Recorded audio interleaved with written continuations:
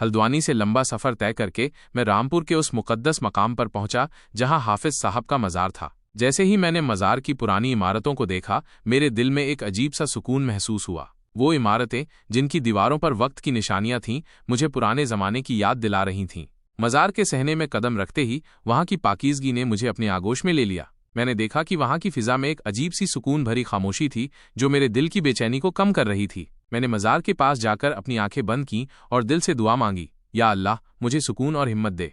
वहां बैठे हुए मुझे अपने बचपन की यादें ताज़ा हो गईं। मुझे याद आया कि कैसे मेरी माँ मुझे हाफिज साहब की कहानियां सुनाया करती थीं। माँ कहती थीं कि हाफिज साहब की दुआओं में बहुत बरकत है और जो भी सच्चे दिल से यहाँ आता है उसकी मुरादें पूरी होती हैं।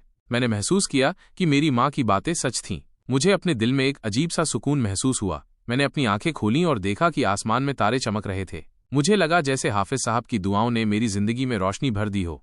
मज़ार से उठकर मैंने एक गहरी सांस ली और अपने दिल में एक नई उम्मीद और हिम्मत के साथ वापस लौट गया। मुझे यकीन था कि अब मेरी जिंदगी में सब कुछ ठीक हो जाएगा। रूहानी सफ़र के रहबर हैं हाफिज साहब, हर दिल की धड़कन, हर लब की दुआ है हाफिज साहब। अल्लाह की इबादत में मशगूल रहते हैं सदा, जन्नत की राह दिखाने वाले नेक बंदा है हाफिज साहब।